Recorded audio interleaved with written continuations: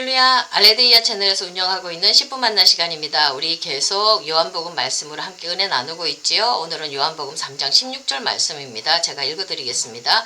하나님이 세상을 이처럼 사랑하사 독생자를 주셨으니 이는 그를 믿는 자마다 멸망하지 않고 영생을 얻게 하려 하심이라. 이 말씀 모르는 크리스찬 한 명도 없을 줄로 저는 믿습니다. 너무나도 유명한 말씀이거든요. 자, 이 본절의 말씀은 신약뿐만 아니라 구약을 포함한 전체 성경의 가장 중요한 핵심을 담고 있는 말씀입니다. 그래서 루터는 이 말씀을 작은 복음이라고 했고요. 복음서들 속에 있는 복음이라고까지 말을 했습니다. 그만큼 우리 신약 구약 전체 통틀어서 성경에 있는 가장 중요한 핵심을 담고 있는, 표현하고 있는 말씀이기 때문에 그만큼 중요하다는 의미가 있죠. 우리 이 말씀 붙들고 밖에 나가서 전도하지 않습니까? 그리고 이 말씀은 우리 크리스찬 모두가 다 알고 있는 말씀인데, 자, 이 말씀 안에는 우리 하나님의 넘치는 사랑과 그 사랑이 누구를 향하고 있는지, 그 사랑의 크기와 넓이가 어떠한지 하나님의 사랑에 대해서 너무나 다 잘 표현해 주고 있거든요. 오늘 그 하나님의 사랑이 어떻게 표현되어져 있는지 하는 말씀 속에서 한번 찾아보도록 하겠습니다. 자, 첫 번째는요, 하나님의 사랑의 대상이 누구냐는 겁니다. 바로 세상이죠. 이 세상은 코스몬이라고 합니다. 이것은 유대인과 이방인 모두를 포함한 전 인류를 말하고 있습니다. 하나님의 사랑은 유대인의 전통적인 사고방식대로 이스라엘에게만 국한되지 않고 모든 인류에게 미친다고 이렇게 확장된 사고를 말씀하고 있습니다. 자, 이 말씀은 오늘 우리 시대 속에서 적용해 본다면 예수 잘 믿는 크리스찬뿐만 아니라 하나님의 사랑은 누구에게까지도 미친다는 겁니까? 믿지 않는 이방인들에게까지, 예수 안 믿는 사람들에게까지도 하나님의 관심과 사랑은 미친다는 그 말씀입니다. 사랑의 대상의 범위가 굉장히 넓지요. 우리는 우리에게 이쁜 짓 하고 좋은 모습을 보여주고 아주 선한 사람들, 그런 사람들을 사랑하기는 쉽지만은 나를 박해하고 나를 적대하고 나와 상관이 없고 나하고 잘 맞지 않는 사람을 사랑한다는 것 정말로 힘듭니다. 원수를 사랑하는 거 정말로 힘들거든요. 근데 우리 하나님은 이런 사랑이 이스라엘, 예수 믿는 사람에게만 국한되지 않고 넘어에 온 인류 전체를 사랑한다고 우리 하나님은 말씀해 주고 있습니다. 자, 그리고 또요, 하나님의 사랑하시는 대상인 인간이 결코 완벽하거나 흠이 없는 대상이 아닙니다. 하나님은 죄인인 우리를 사랑하시죠. 자, 저는 이 말씀 속에서 정말로 숨통이 터집니다. 자, 우리가 하나님이 우리를 향해서 완벽함을 요구했다면 완벽한 나, 완전한 나를 그렇게 되어야지만 그 사랑을 우리가 받을 수 있다고 생각한다면 정말 숨막히지 않습니까? 우리 한 사람 한 사람 저 자신 들여다볼 때 너무나 모자라고 너무나 연약하고 부족한데 이런 나를 사랑하는 그 사랑에 대한 확신이 있으면 우리가 다시 일어서고 하나님 앞에 나아갈 수가 있는 거거든요. 그래서 저는 어떤 사랑보다도 죄인을 사랑하고 모자라는 저를 사랑하는 그 하나님의 사랑에 너무 감사하거든요. 자, 우리 부모님들의 사랑들 어떻습니까? 가장 하나님의 사랑에 근접한 사랑이 부모님의 사랑인데 이 부모님의 사랑들도 조건적인 사랑입니다. 어떤 사랑이에요? 조금 능력이 있고 똑똑하고 잘나고 부모님의 기대에 부응하고 가문의 영광을 드러낼 수 있는 자녀들이라면 우리 부모님 흠뻑 그 사랑이 더 주지요. 그렇지만 조금 모자라는 사람, 조금은 말썽 피우고 부모님의 명예를 더럽히는 아들, 딸들 보면 우리 부모님들 너무 속상해하고 마음 아파하고 애를 끌지 않습니까? 그 속에서 물론 사랑도 있지만 자랑으로 그 아들을 여기지는 않지요. 우리 부모님의 사랑조차도 우리를 무조건적으로 우리를 흠 있는 그런 우리를 무조건적으로 받아들이는 그 사랑은 아니라 이 인간의 사랑도 흠이 있기 때문에 저는 조건적인 사랑이라고 봅니다. 근데 우리 하나님의 사랑은 그렇지 않지요. 자, 봐요. 세상 사람들도 우리들에게 어떤 것을 요구합니까? 완벽할 것을 요구합니다. 그 다음에 능력 있을 것을 요구합니다. 이 세상을 살아나가기 위해서, 헤쳐나가기 위해서 우리는 많은 기술들을 연마해야 되고 공부해야 됩니다. 그래야지 전능한 능력을 가지고 있어야지만 우리는 세상에서 살아나가고 인정받을 수가 있습니다. 예쁜 사람, 멋있는 사람, 능력 있는 사람이 우대받는 세상이거든요. 숨 쉴 틈이 없습니다. 무능하다고 생각하면, 조금 그 세상이 요구하는 기준에 우리가 맞지 않는다고 생각하면 우리는 정말 이 세상에서 살아나갈 힘이 없습니다. 그래서 우리 젊은 청년들 좌절하고 절망하고 열등감 속에서 헤매지 않습니까?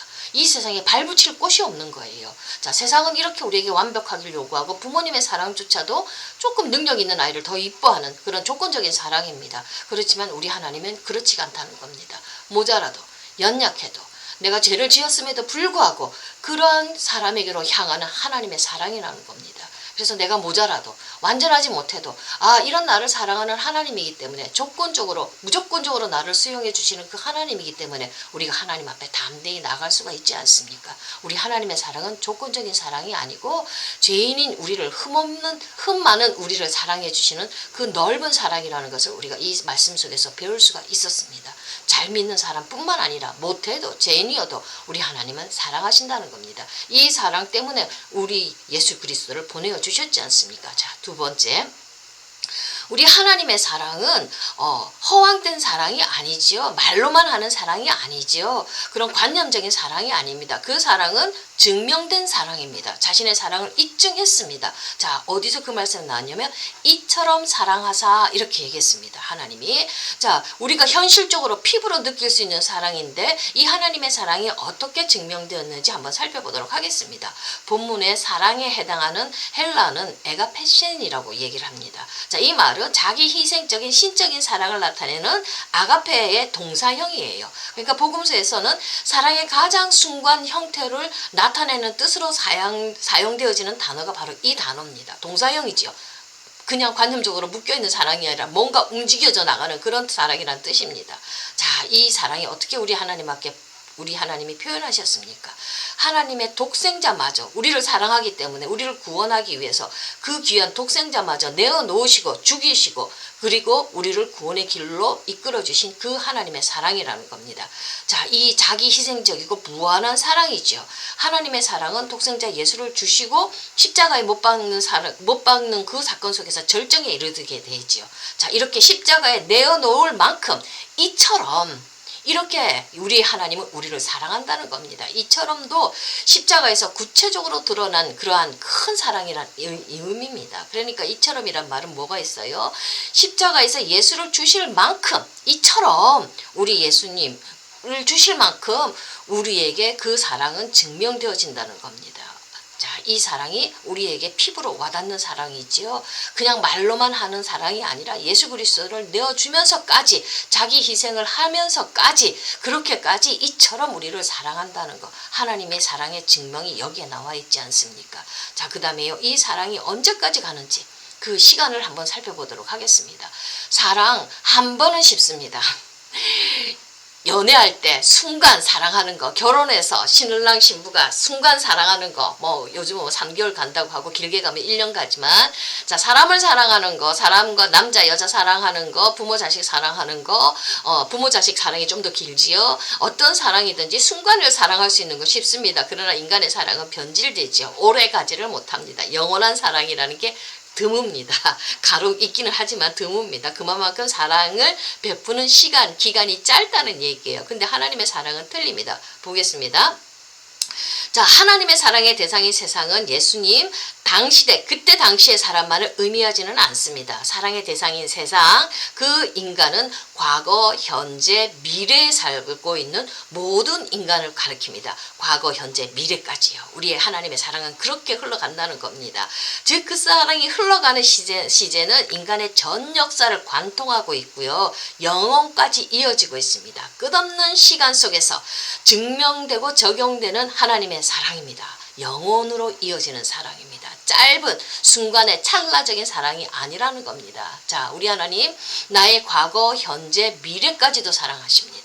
그래서 내 다가오는 앞날에 대해서 우리가 마음 놓고 맡길 수가 있다는 겁니다. 그 사랑을 믿고 있으면, 하나님의 사랑에 대해서 내가 확실히 믿고 있으면 내 미래에 대해서 내가 소망을 가지고 살아갈 수가 있는 겁니다. 지금 우리 너무나도 불확실한 시대에 살고 있지요. 지금 코로나가 창궐을 하고, 그 다음에 경제가 무너지고, 대통령 선거는 오고, 누가 될지도 모르겠고, 자, 이런 불확실한 시대 속에서 나의 앞날이 어떻게 될지 우리 알 수가 없습니다. 자, 그러나 우리가 나를 사랑하시는 그 하나님의 사랑에 대해서 내가 확신을 가지고 있으면 다가오는 내 미래도 하나님이 책임지신다는 것을 믿기 때문에 우리는 튼튼한 소망과 믿음과 사랑을 가지고 우리는 살아가게 되는 줄로 믿습니다. 우리 하나님은 한번 딱 이례적으로 구원하고 그 사랑이 거기에서 그치는 그 사랑이 아닙니다. 영원까지 책임지는 영원한 사랑, 시간이 영원으로 이어지는 그 깊은 긴 그 사랑, 그 큰 사랑을 우리에게 보여주고 계십니다. 자, 그 다음에 마지막요. 하나님의 사랑의 목적은 무엇일까요? 너무나도 우리 다 잘 알고 있는 것이죠. 하나님이 세상을 사랑해서 독생자를 주기까지 십자가에 매달게 하기까지 사랑하신 목적은 바로 우리가 영생을 얻게 하기 위함이시죠. 우리가 구원을 얻게 하는데 우리 하나님의 사랑의 목적은 있는 줄로 믿습니다. 자, 멸망에 해당하는 헬라어 아폴리비는요, 완전하고 영원한 하나님의 정죄로서 다시 회복될 수 없는 상태에 빠진 것을 말합니다. 참 비참한 상태이죠. 반면 영생은 멸망과 반대되는 의미로서 하나님과 더불어 사는 완전하고 영원한 삶을 가리킵니다. 자, 우리 하나님은 우리와 더불어 함께하기를 원하기 때문에 이 사랑을 우리에게 부어주신다는 겁니다. 하나님의 사랑의 목적은 우리가 구원을 얻고 영생을 얻고 하나님과 더불어 함께 영원히 같이 있게 하기 위해서 우리 하나님은 이 사랑을 부어주시고 십자가에서 피 흘려주셨고 우리에게 더불어 함께하기를 원하신다는 겁니다. 이 사랑의 목적은 우리가 구원을 얻는 데 있고 영생을 얻는 데 있는 줄로 저는 믿습니다. 자, 오늘 이러한 영생은 예수님의 십자가 죽음으로써 오직 그리스도에 대한 오직 믿음으로서만 얻어질 수가 있는 것이죠. 자, 오늘 말씀 통해서 우리 하나님의 사랑이 얼마나 크고 깊고 영원한지, 그리고 그 사랑을 어떤 자에게 베풀어 주는지 이 짧은 말씀 속에서 하나님의 사랑에 대해서 우리가 한번 살펴보고 함께 은혜를 나눠봤습니다. 감사합니다.